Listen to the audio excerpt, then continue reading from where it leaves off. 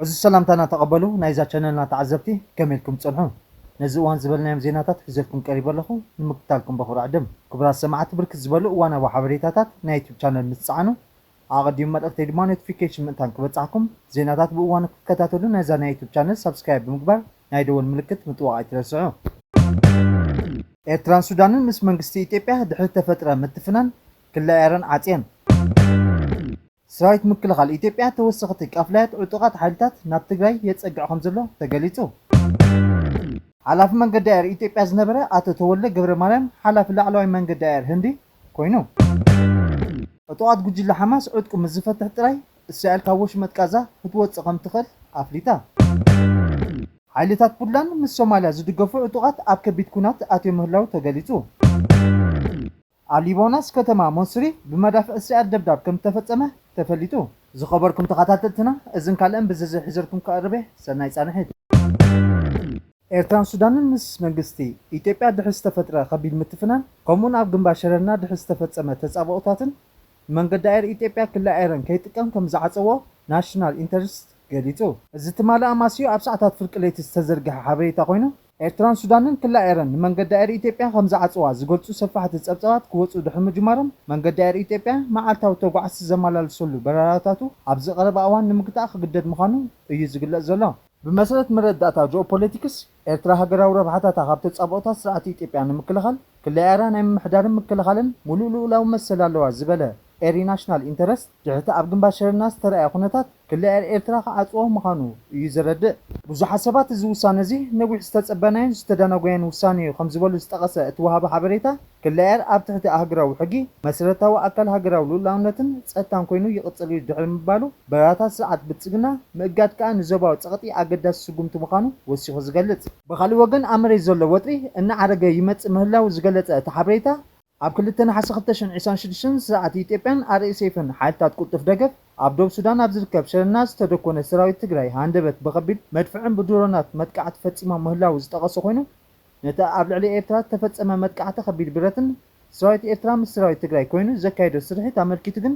ዝበሎ ነገር የለን እዚ ከምዚ ኢሉ ከሎ ሰራዊት ምክልኻል ኢትዮጵያ ተወሰኽቲ ቃፍላያት ዕጡቃት ሓይልታት ናብ ምዕራብ ትግራይ የግዕዝ ከም ዘሎ ተጸብጺቡ ብወገን ክልል ኣምሓራ ጎንደር ናብ ዞባ ምዕራብ ትግራይን ወልቃይት ፀገደ ሕሞራን ዘምርሓ ዕጡቃት ፃዕና ብዓሰርተታት ዝቑፀራ ተሽከርከርቲ ክጓዓዛ ከም ተረኣየ ተገሊጹ ትማል ተራእዩ ዘሎ ሰፊሕ ወታደራዊ ምንቅስቓስ ሓይሊ ምክልኻል ኢትዮጵያ ነቲ ዘሎ ወጥሪ ከጋድዶ ኩናት ዘይተርፍ ዘርኢ ከም ዝኾነ ተዓዘብቲ ይገልጹ ትዴፍ ብወገኑ ትማል ኣብ ዘርግሖ ወግዓዊ መግለጺ እቲ ብወገን ሸረና ተኸፈተ ኩናት ብዓወት ከም ዝመከቶ ንቐጻሊ ዓቢ ዓወት ተዳልዩ ከም ዘሎ እዩ ዝሕብር ዘሎ እንተኾነ ግን ብወገን ሰራዊት ኢትዮጵያ ኣብቶም ሓደሽቲ ወታደራዊ ምዕባለታት ብመሰረት ብምግባር ክሳብ እዚ ሕጂ ዝወፀ ዜና ብስቕታ ቀፂሉ ኣሎ ድሕሪ ኩናት ሸረና ቁልጡፍ ወታደራዊ ምንቅስቓስ ብኩሉ ወገናት ይረአ ከም ዘሎ እዩ ዝግለጽ ዘሎ እዚ ከምዚ ኢሉ እንከሎ ቀዳማይ ሚኒስተር ኣብ ኣሕመድ ናብ ባህር ዳር ኣትዩ ቀዳማይ ሚኒስተር ዶክተር ኣብ ኣሕመድን ቀዳመይቲ እመቤት ዝናሽ ተያቸውን ሎሚ ናብ ከተማ ባህር ዳር ከም ዝኣተዉ ተገሊጹ ብተወሳኺ ምክትል ቀዳማይ ሚኒስተር ተመስገን ጥሩነህ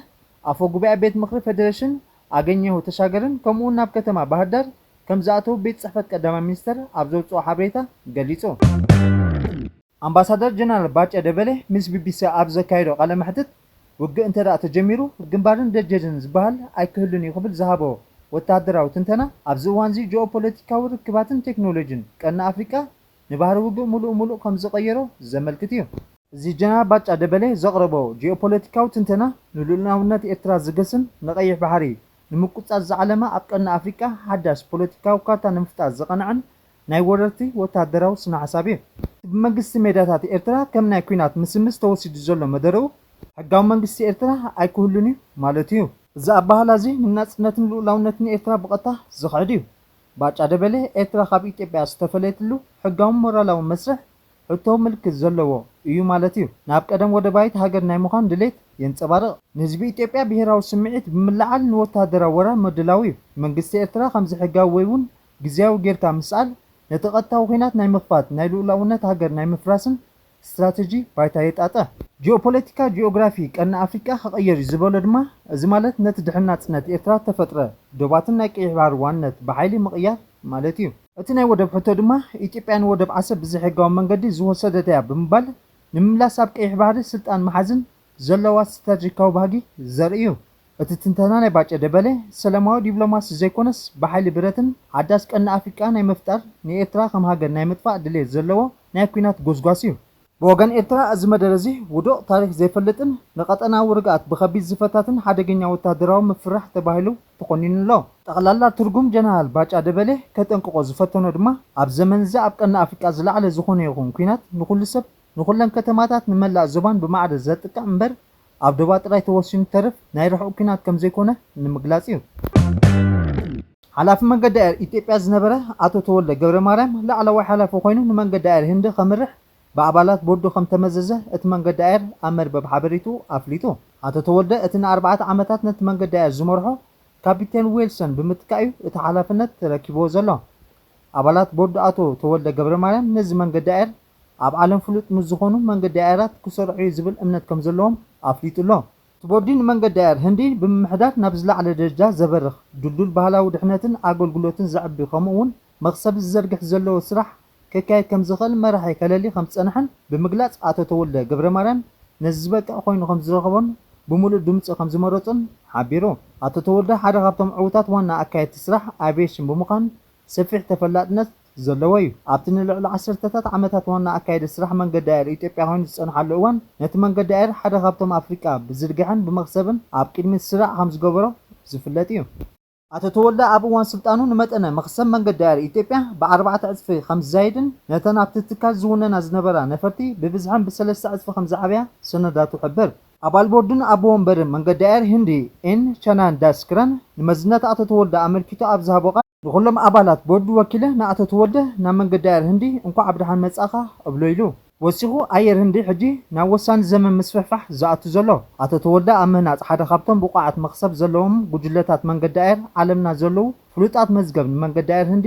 ንምራሕ ፍሉጥ ብቑዕን ዝገብሮ ኣቕሓ እዩ። ናይ ስራሕ ክእለቱን ውሕስነት ዘለዎ ተወፋይነትን ራእይን ነዚ መንገዲ ኣየር ከም ቀዳማይ ዓለማዊ መንገዲ ኣየር ምንጪ ሃገራዊ ሓበንን ኣብ ምግባር ዓቢ እጃም ክህልዎ ኢሉ ኣቶ ተወልደ እውን በቲ መንገዲ ኣየር ነዚ ሓላፍነት ምምዛዙ ሓበን ከም ተሰምዖ ብምግላጽ ምስ ኣቦ ወንበር ቦርድን ሰራሕተኛታት ከምኡን ኩሎም መሻርክቲ መንግስትን ኢንዱስትሪን ብቐረባ ብምስራሕ ቀጻልነት ዘለዎ ዕቤት ከመዝግብ ክሰርሕ ይኽእል ቃልኣት እዩ። ብመንገዲ ኣየር ህንዲ እቲ ውነን ነፋሪት ምስ 260 ተሳፈርታ ኣብ ዝሓለፈ ዓመት ድሕሪ ምውዳቓ እቲ መንገዲ ኣየር ኣብ ዓቢ ፈተና እዩ ዝርከብ። ኣቶ ተወልደ ነቲ ንሓያል ዓመታት ነቲ መንገዲ ኣየርን ክመርሑ ዝጸንሐ ካፒቴን ዌልሰን ብምትካዩ ነዚ ስልጣን እዚ ተረኪቡ ዘሎ።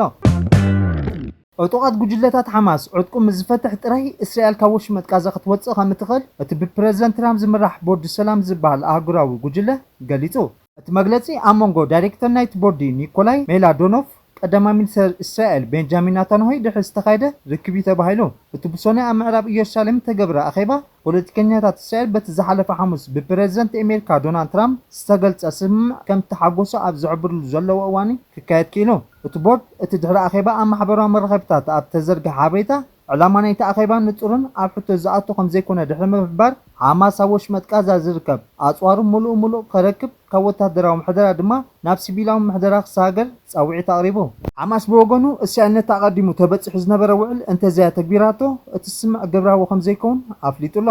እቲ ቦርድ ሰላም ንናይ መጻኢ ምሕደራ ዳግመ ህንፃ ጋዛን ክከታተል ተባሂሉ ኣብ ዝሓለፈ ወርሒ ጥሪ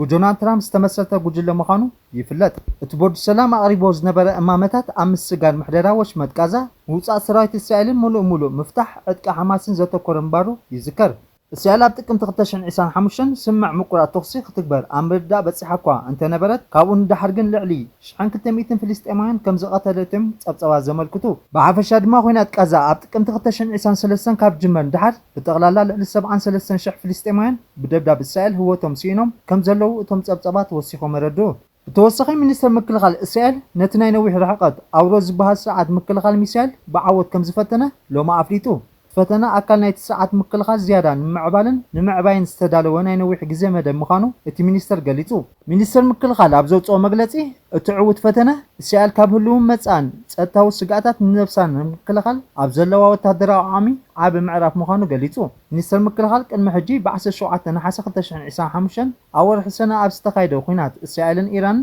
ስርዓት ምክልኻል ኣውሮ ሚሳኤል ክውንጭፍ ዘርኢ ቪድዮ ኣውፅኡ እምባሩ ኣይርስዓን። ማዕከናት ዜና ሊባኖስ ሎሚ ንግሆ ኣብ ደቡባዊ ሊባኖስ ከተማ ሞስሪ ብመዳፍዕ እስራኤል ደብዳብ ከም ተፈጸመ ሓቢረን። تمالي سراويت إسرائيل نبرتتا أوشتي مكالخل الزبا دواب ليبانوس سراويت تهاجرن أتركب كشت كابتبو تخوتو الزنباري فلت منقستا هاجرا مع كنا زينا ليبانوس كم زحبرو لو منقوهن ليتن مدافع إسرائيل نموسيري خمزوعان نفرتو وجن كتما أب حدا ليت خمزوعان يعبر بتوسق أب حدا ليتي إسرائيل أبتغى أتركب كتما ماجال زون أما كالخلي زبا سراويت كتما إسرائيل أتركب بدبداب كم تهرمت NNA حبيرو سراويت إسرائيل بزعباتي متكعتي زبهات زلو زاقي زهابو ريتو يلن بتوسق باكستان بزعبا متصابه مستقبرة سمع أمريكان إيران بمسرت تي أب إسلام آباد أب شمقلنا زحجزتو نايمردا مذكر داغما يزرب كجمرة تسوا خمزلوا بيت صحفة مينستر قديات وصاي قاليتو وهاب قال مينستر قديات وصاي تاهر أندرابي نغازيت إناتا تابزهابو مغلطي إتي أمونغو متصابو استقبرة سمع نقصال زرب بفلاي دما أمونغو إيران أمريكان بدرجة تكنيك زكاة زرب داغما ينخجمر منقد زخفت تسوا نقبر كبل قاليتو أمونغو حالتات أتا بوتلاندن مس منغستي فدرال سوماليا متأساس زلوهم زبهالو عطوقات أب كتما قال كايو كبيد وقا خمسة خايدة تقاليتو من محدار تاقزات اتوم أنصار من محدار بوتلاندن زواقو زلو حالتات منغستي سوماليا متأسار كم زلوهم كسيسلو أب تتمار ربع عام برقاو سوماليا استولع وقا كتين وقنات كبيدات وقالات كم تعاطقو مساخر عين منجتات حبيرهم أتا ختما زنبر حدا غازيتينيا BBC أب زهابو حبريتا بوعودو حدا سيبيل كموتن كلو قالوا كلتا دما قوسيلهم كم دما بوحدو حامشتا حالتات صتا قوسيلون ما هوسبيتال كم توسدو حبيرو بخلتي وقم بزعبا زورده قطعت بوقع زتغلص ነገር የለን እትወገ ቅድሚ ምጅማሩ ሒደት መዓልታት ፕሬዝዳንት ፑንትላንድ ማዕከላዊ መንግስትና ታግዛት ንምዝራቅ አጽዋርን ሰራዊትን አዋፊሩ ክብል ከሲሱ ነይሩ መንግስት ፌደራል ሶማሊያ ግን ብዛዕባ ዝፍጻመ ዝኾነ ርእይቶ ኣይሃበን እትወገ ምስተወልዐ ፕሬዝዳንት ፑንትላንድ ሰይድ ዓብዱላሂ ደኒ حتى تصطون استوادد سرعت كم زكايدون اب تلفزيون اب زسمع مدره تزاريبو كبرات تعذبتنا نايلوم نبره مدباتنا نزي مسل قطفون وانا حبريتا ترغبو لايك شير كومنت سبسكرايب تقبرو بخبر عدم سسنايو